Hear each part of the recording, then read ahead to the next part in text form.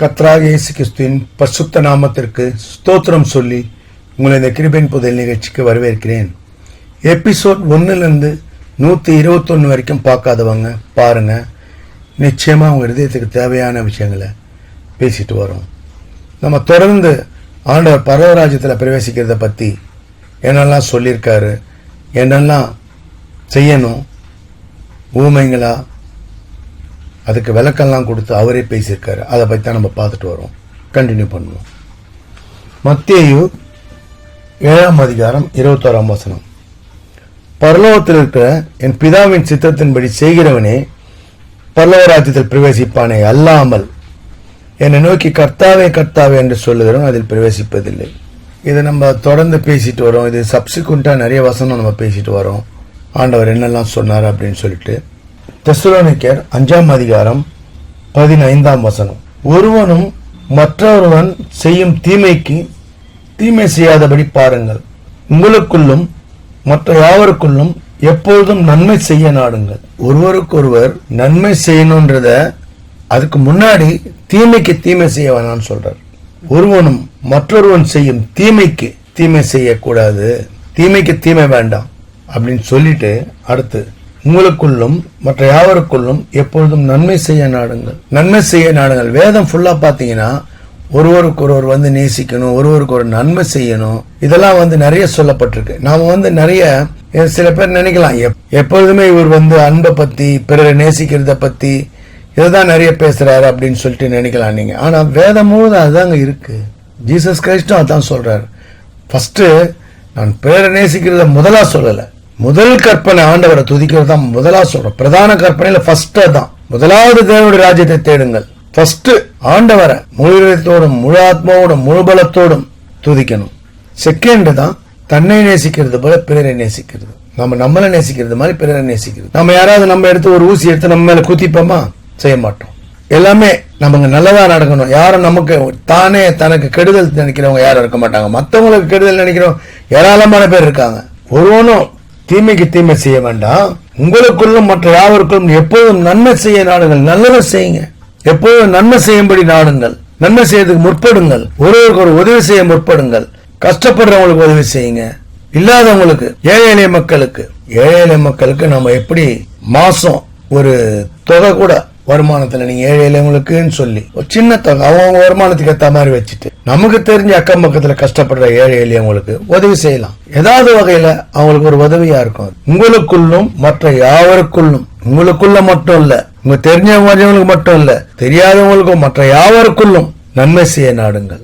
அடுத்து எப்பொழுதும் சந்தோஷமா இருங்கள். இதை செய்யும் போது நீங்க நன்மை செய்ய நாடும் போது ஆட்டோமேட்டிக்கா எப்பொழுதும் சந்தோஷமா இருங்கள். இதை செஞ்சோம், இது அப்படிதான் நம்ம எடுத்துக்கணும். ஏன்னா இதை சொல்லிட்டு தான் சொல்றாரு, எப்பொழுதும் சந்தோஷமா இருங்கள், நன்மை செய்ய நாடுங்கள், எப்பொழுதும் சந்தோஷமா இருங்கள், இடைவிடாமல் ஜெபம் பண்ணுங்கள், எல்லாவற்றிலேயும் ஸ்தோத்திரம் செய்யுங்கள். அப்படி செய்வதே கிறிஸ்து இயேசுவுக்குள் உங்களை குறித்து தேவனுடைய சித்தமா இருக்கிறது. கிறிஸ்து இயேசுக்குள் தேவனுடைய சித்தம். சந்தோஷமா இருக்க சொல்றாரு. நம்மள சங்கடப்பட சொல்லல, நம்மள கஷ்டப்பட சொல்லல. நீங்க கஷ்டத்திலே இருங்க, பிரச்சனையிலே சிக்கி இருங்க, எப்பவுமே நெருக்கத்துல இருங்க, துக்கத்திலே இருங்க, இப்படி உபத்திரப்பட்டு வாழணும்னு சொல்லி அவர் சொல்லல. பாருங்க என்ன சொல்றாரு, தீமைக்கு தீமை வேண்டாம், உங்களுக்குள்ள மற்றவங்களுக்குள்ள நன்மை செய்ய நாடுங்கள். நன்மை செய்யுங்க, ஒருத்தருக்கு ஒருத்தர் நன்மை செய்யுங்க, தெரிஞ்சவங்க தெரியாதவங்க எல்லாருக்கும் நன்மை செய்யுங்க. வாழ்க்கைய சந்தோஷமா வாழுங்க. ஆண்டவர் தர சமாதானத்தை பெற்றுக் கொள்ளுங்க. ஆண்டவர் தர ஆசீர்வாதத்தை பெற்றுக் கொள்ளுங்க. ஆண்டவர் உங்களுக்காக வச்சிருக்க எல்லா விதமான சந்தோஷத்தையும் பெற்று சந்தோஷமா வாழுங்க அப்படின்னு சொல்றாரு. அடுத்து இடைவிடாமல் ஜெபம் பண்ணு. ஏன்னா சந்தோஷமா நம்ம வாழும் போது ஆண்டவரை மறந்துடக்கூடாது. கஷ்டப்படும் போது, நோய் வரும்போது, பிரச்சனை வரும்போது ஆண்டவரை தேடுறது.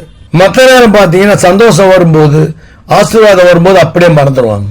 ஆண்டவரை முழு பலத்தோடு துதிச்சு அவருக்கு துதி செலுத்தி அவருக்கு நன்றி செலுத்தி தாழ்மையுள்ள ஜெபமா இருக்கணும். அதே மாதிரி ஆண்டவர் பெருமையில் கேத்து இருக்காருன்னு சொல்லி வேதத்துல பார்த்தோம். ஏன்னா 2 பேர் பே பண்றாங்க.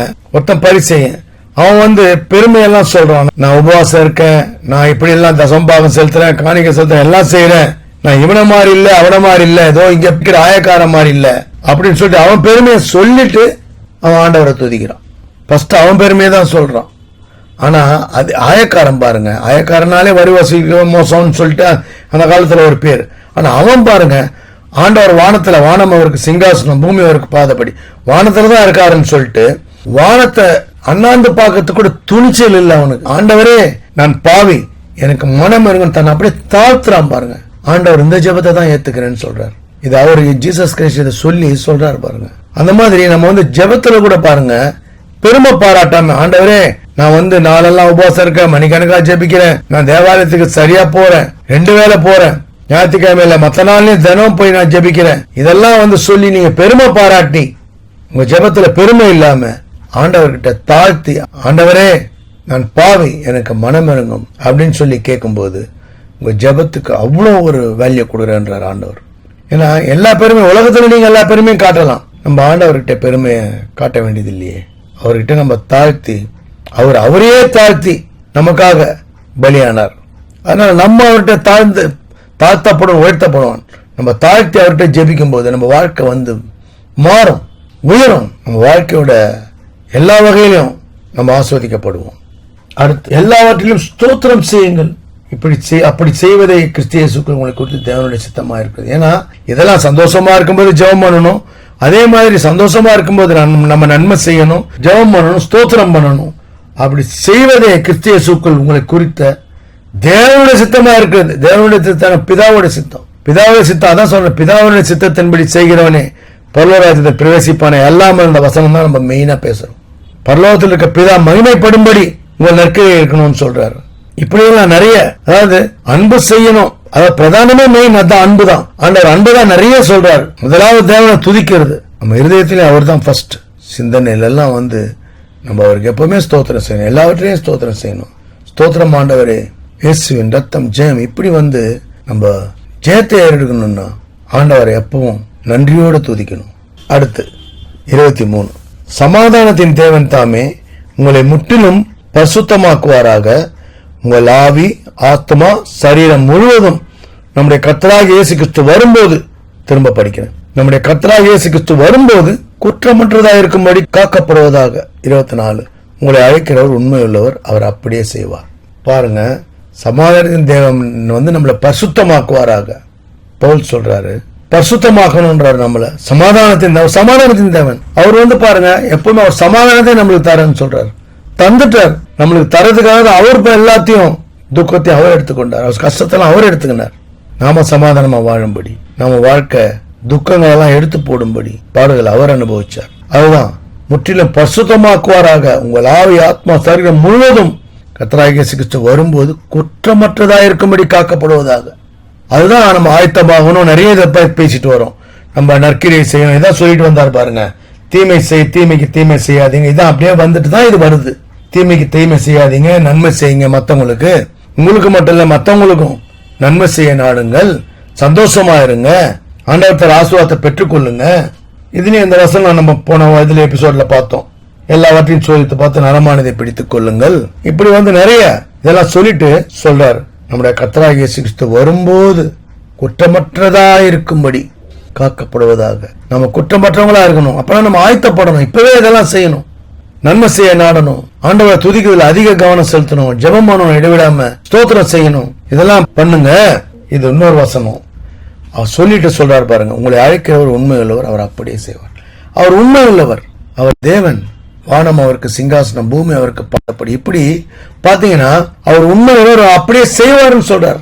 அவர் வரும்போது நம்மளை ஏத்துப்பாரு. குற்றமற்றவரா நம்ம நம்மளை பாதுகாக்கணும், தீமை செய்யாம இருக்கணும், பொல்லாப்பா இருக்க எல்லாத்தையும் விட்டு விலகணும், இறக்க இல்லாத செயல்களில் ஈடுபடக்கூடாது, மற்றவங்களை கஷ்டப்படுத்த எதையும் நம்ம செய்யக்கூடாது. இப்படி நிறைய ஆண்டவர் நிறைய வேதம் ஃபுல்லா நிறைய சொல்லியிருக்கு. அதனால நம்ம பரலோக ராஜ்யத்துக்கு போறதுக்கு ஆயத்தப்படணும். அதே மாதிரி பூலோக ராஜ்யத்திலும் சந்தோஷமா இருக்கணும். அதான் சொல்றாரு பாருங்க பவுலிங்க, எப்பொழுதும் சந்தோஷமா இருங்கள். எங்க இப்பயும் பூலோகத்திலும் சந்தோஷமா இருங்கன்னு சொல்றாரு. ஜெபம் பண்ணுங்க, ஸ்தோத்திரம் பண்ணுங்க, எல்லாம் செய்யுங்க, எப்பொழுதும் சந்தோஷமா இருங்கள். பூலோகத்துல ஆண்டவர் ஆசீர்வாதத்தை ஆண்டு அனுபவிச்சு சந்தோஷமா வாழுங்க, நற்கிரியை செஞ்சு சந்தோஷமா வாழுங்க, மத்தவங்களை நேசிச்சு சந்தோஷமா வாழுங்க, ஆண்டவருக்கு நன்றி செலுத்தி சந்தோஷமா வாழுங்க, ஆண்டவருக்கு துதி செலுத்தி முதலிடம் கொடுத்து சந்தோஷமா வாழுங்க. இப்படி நிறைய சொல்லிட்டு அதுக்கப்புறம் தான் பவுல் சொல்றாரு, எல்லாம் உங்களை அழைக்கிறவர் உண்மையுள்ளவர், அவர் அப்படியே செய்வார். அவர் வரும்போது குற்றமில்லாதவங்களா காணப்படணும். அவர் நம்மளை பரலோக ராஜ்யத்துல ஏத்துப்பார். நம்ம மனமிறங்கி, ஆண்டவரே நான் குற்றமற்றவளா காணும்படி என்னை நீர் தயார்படுத்தும், ஆண்டவரே என் இருதயத்தை ஸ்திரப்படுத்தும், சாத்தானை எதிர்த்து நிற்கும்படி என்னை நீர் உம்முடைய ரத்தத்தை எடுத்து பாதுகாத்துக் கொள்ளும் ஆண்டவரே. பூலோக ராஜ்யத்திலும் சந்தோஷமாக வாழும்படி, பரலோக ராஜ்யத்திலும் பிரவேசிக்கும்படி என்னை நீர் நடத்தும் அப்படின்னு சொல்லி நீங்க ஜெபிச்சு கேளுங்க. நிச்சயமா செய்வார். ஏன்னா அதான் சொல்றாரு, உங்களை அழைக்கிற உண்மையில் வராரு, அப்படியே செய்வார் ஆண்டவர், நிச்சயமா செய்வார். தொடர்ந்து வாட்ச் பண்ணுங்க.